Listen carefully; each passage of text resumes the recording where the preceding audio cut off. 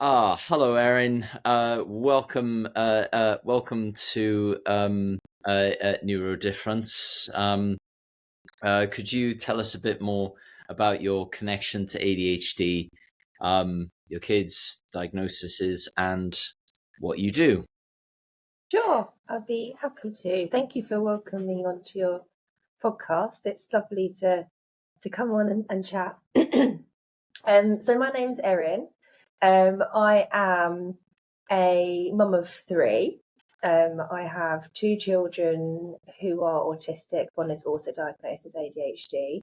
The third, who knows? He's only 6. So I'm not sure if there's anything going on with him too, possibly. I am also autistic and have ADHD. So I've got a frog in my throat today. I apologise. And I am a antenatal and hypnobirthing instructor. I host my own podcast on pregnancy and birth. I have various different jobs and roles, hobbies and interests. But yeah, it's I'm mainly here because of my own connection to neurodiversity with my own neurodivergence and my children's. It is a pleasure having you on, and thank you so much. I am a huge fan of your social media. Like your podcast, we'll be including a link to both in the video description. Assume that's okay with you. Yeah, that'd be great. Thank you. Very much like to promote both.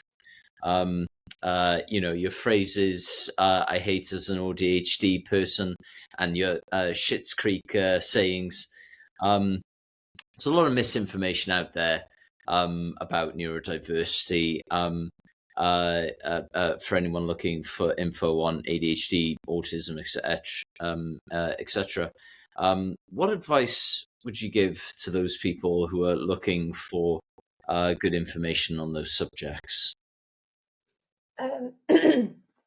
So I can only go on where I got my information initially, and it's going to be controversial because there's really strong conflicting opinions about where to get good quality information about neurodiversity. Sorry to interrupt you, but I just want to say there's no such thing as controversial on this podcast. Fire away. Okay. So I would say I got a lot of my information off social media. And the reason I said that's controversial is because there's lots of strong opinions on social media, and obviously there's probably a lot of misinformation as well. But the lived experiences of other autistic and ADHD people, I think, is a really good source of information for what those experiences are like, particularly if you are just beginning to become aware of some neurodivergence in yourself or your family. There are some really, really good social media presences, social media accounts, influencers, whatever you want to call them, creators, who share their own experiences. And that can be a really good source of information. There's also really good podcasts, obviously. There are some fantastic books, and I think books are a really good source of information. I'm going to say, again, from personal experience, one of the reasons that I found TikTok and Instagram so helpful is because of my ADHD, I can't really listen to podcasts, ironically, being a podcast host. I can't really do audiobooks.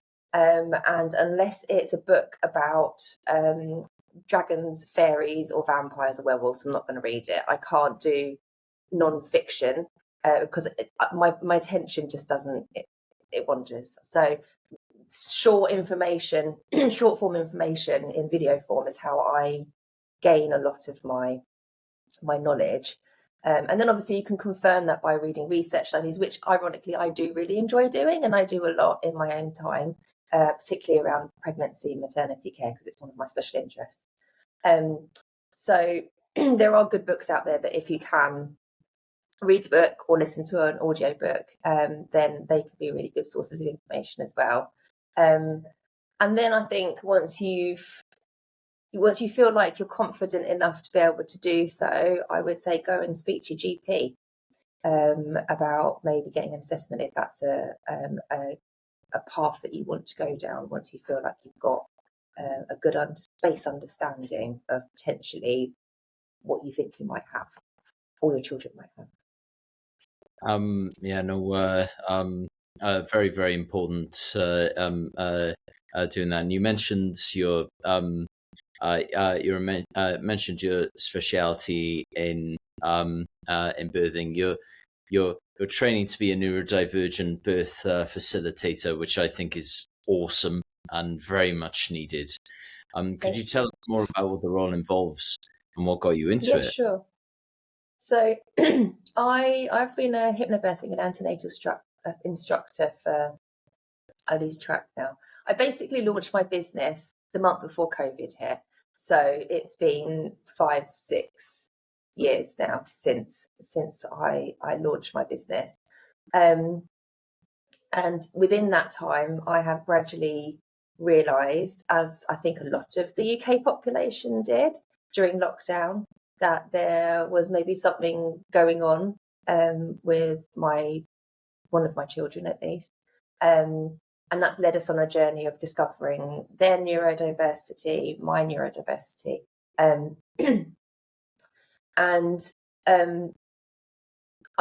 had Victoria from Neurodivergent Birth on my podcast, and I've been on hers as well to talk about neurodiversity and maternity care. So we know each other quite well, and we chat outside of work, so to speak. And she has decided to launch a program to train doulas, hypnobirthing instructors, antenatal teachers, midwives, and so on, anyone that'd be interested, to train to raise awareness and educate people who work in the maternity system on how to support neurodivergent pregnant individuals. So I'm in the first cohort of that, and our training starts next month. I do have a module on. She just had an antenatal course as well, and I've done a whole module on neurodiversity and induction of labour for her antenatal course as well. But I will be training so that I can go into NHS trusts and train midwives and obstetricians and anybody else who's working with the public about neurodiversity, whether that's and it's not just when we talk about neurodiversity, we're not just talking about, or neurodivergence, let's say, we're not just talking about autism and ADHD. It's those, but also Tourette's, dyslexia. There's a whole spectrum of conditions and neurological wirings that come under that neurodivergent umbrella. And I will be going into trusts and trying to train and raise awareness so that anybody who does have one of these conditions that fall under the spectrum they have the accommodations made for them, so that giving birth and going to antenatal appointments are not traumatizing, because they are inherently difficult for somebody who is neurodivergent for a multitude of reasons. Could I ask? I think it would be good in future podcasts to kind of like explore those reasons more, because I'd imagine so many neurodivergent people out there have experienced those. I can't say I know a tremendous amount about it yet. So it'd be very interesting to learn more about especially these reasons of why it is traumatizing, because I hope to have kids someday with my partner, and it would be very I think it would be very helpful if I and my girlfriend learned more about just what the birthing experience could be like. Um, and yeah, I think it's very, very important to explore those reasons. You talked about the spectrum of neurodivergent conditions. Since doing this podcast back in February, um, I, I liken it to an entire universe. It feels like a universe of neurodivergent conditions, and it's very, very interesting. You have three wonderful kids. What is it like being a parent when you yourself are neurodivergent? It's wonderful. Obviously, being a parent is a blessing, and I love being a parent. I love my children. They are a source of hilarity and joy every day, but it is also really bloody hard. It's hard when you have children who are neurodivergent themselves, and they have their own needs, their own challenges, their own struggles. That adds a layer of complexity to parenting. And then you add in my own neurodivergence, which I only discovered this year, although obviously I've always been autistic and have ADHD, but never realised it before. And that adds another layer of complexity as well, because like, for example, if one of my daughters is having a meltdown, that's a meltdown in an autistic child is not a tantrum. It's more than that, and it can be really difficult to bring them out of that. And I'm very noise sensitive, I have realised, and there have been times where I have needed to just walk away, because I find the screaming really triggering, and I find it really, really difficult to cope with. So being a neurodivergent parent of neurodivergent children is very difficult. There's a million different ways it's difficult. It's not just the tantrums, not tantrums. It's not just the meltdowns. It's feeling touched out all the time. Because two of my children are they like deep pressure, that they sensory seek. They want to be sitting on me all the time, or next to me, or holding me, or like, I don't sleep on my own. I sleep sandwiched between two children. That can be very overstimulating and overwhelming. Even advocating for them is really difficult. Like I said earlier about medical appointments and them being traumatic, going to a medical appointment on behalf of one of your children and having to advocate for your children when you're autistic is really bloody hard, because you have to speak up and you have to go to the appointment, you have to make the appointment. Even making the appointment's hard. So I'm not going to lie, it is difficult, but they are also really, really, really lovely and hilarious, and part of their uniqueness is their neurodivergence. One of my children, her sense of humour, I don't think she would have that sense of humour if she wasn't autistic or ADHD. It's an inherently part of them. It makes them. So I wouldn't change it at all. I hear it. I find with my neurodivergence, I say and do things that a lot of people may not. Trying to think of an example. My mum always says that I make her laugh by saying things that she just doesn't expect from anyone else. Trying to get my mum onto the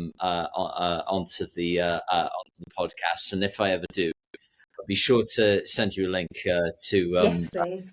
the episode. To be honest, but yeah, it can be tough. But yeah, no. I find that neurodivergence makes somebody who they are, and while it can be tough, yeah, I wouldn't change, and I think my mum would say the same, that she wouldn't she wouldn't change the fact that I'm neurodivergent, and I have to say, if you don't mind me saying, you remind me quite a bit of my mum. To be honest, uh, Oh. I do wish my mum was into some more stuff like Pokemon, and I was into. We're two very, very different people. But yeah, you're very, very cool. Again, Thank you. totally encourage people to check out Erin's socials. Um, and speaking of your socials, you've posted about friendships and obstacles you faced. I have a lot of personal experience with this myself, especially oversharing. Do you find that it becomes easier to sort of like manage over time? Yes and no. I would say the yes is because now I have a diagnosis or multiple diagnoses. I'm more self-aware, and therefore I know that when I'm feeling like rejected, possibly the other person isn't rejecting me. It's possible rejection sensitivity dysphoria, which I would have never been able to identify before. But it, in a way, it doesn't help because it still doesn't stop people from ghosting me or stop talking to me, or me feeling really socially awkward and unable to insert myself into a group or a conversation. That doesn't go away just because I have an autism or ADHD diagnosis. It just helps me maybe give myself a bit more grace when things happen, and maybe think maybe it isn't me. Maybe some of it is in my head, or I'm overanalyzing it, or I'm ruminating too much. Some of it is me. I'm not going to lie. Like, it's not all the other person. I probably do overshare. I probably do things or say things that offend people, and that's why they stop talking to me.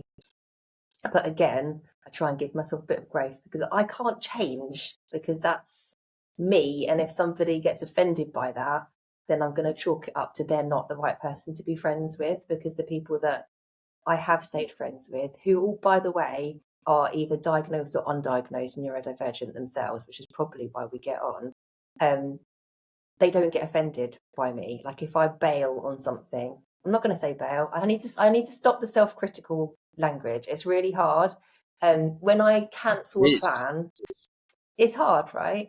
Because that's the narrative that you've been gaslit with your entire life. So to stop saying I'm flaky is really difficult, because I've been told that I'm flaky, or other people have made me feel like I'm flaky. It's not the case. So when I cancel a plan because I'm aware that I'm sorry, go on. No, and not only that as well. When you watch media that sort of like promotes that sort of societal thinking as well, that it I find that it's incredibly easy to think that you're being flaky off the back of media that you've watched. I watched a lot of TV and a lot of films, and yeah. But apologies for interrupting you. Sorry. No, it's fine. No, I agree. There is a lot of societal pressure to behave and perform a certain way, and that is quite often in conflict with our neurodiverse brains. So yeah, when I cancel a plan, because my ADHD made me want to just join in everything and over promise and overbook and cram too much in, and then my autism the day of goes, oh no, because I can't do that because it's in a place that I haven't been to before, and it's with a load of people that I don't know, and I'm actually really burnt out because I've been out for the past 2 days and I actually need to just vegetate and do nothing. If somebody else gets offended by that, then they're not the right friend for me. And the ones that do go, yeah, it's fine, totally understand, they're the ones that are worth the friendships that are worth nurturing. So it has helped a little bit, but I wouldn't say it gets easier. I think you just have a bit more self-awareness and grace for yourself. I think that having that self-awareness is just so so important. I think especially once you've reached a certain age as well.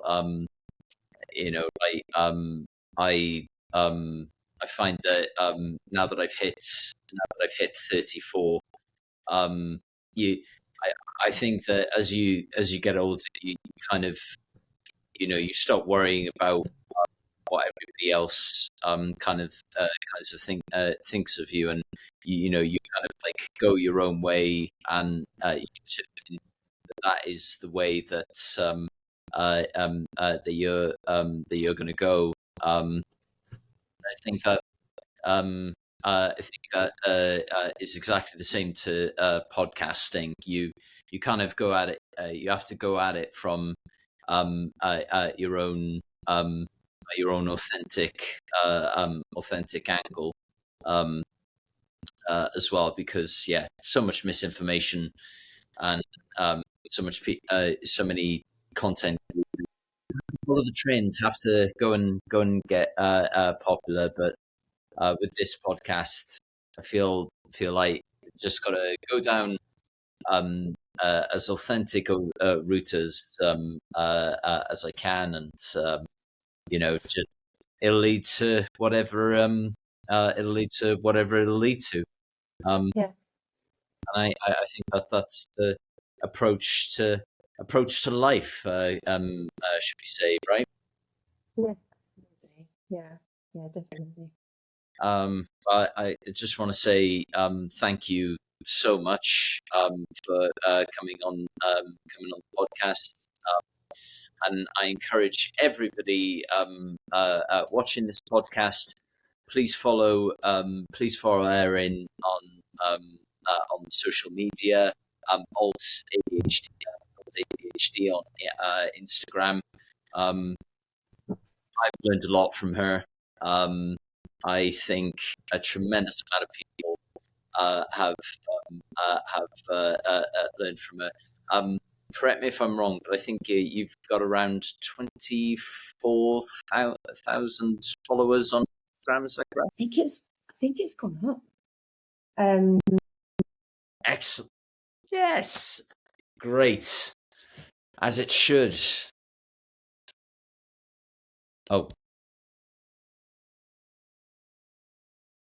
I can't quite hear you. Sorry, we can't quite hear you. Sorry, Erin. I think you're on mute. Oh. So it has been an absolute pleasure having you on Neurodifference, Erin.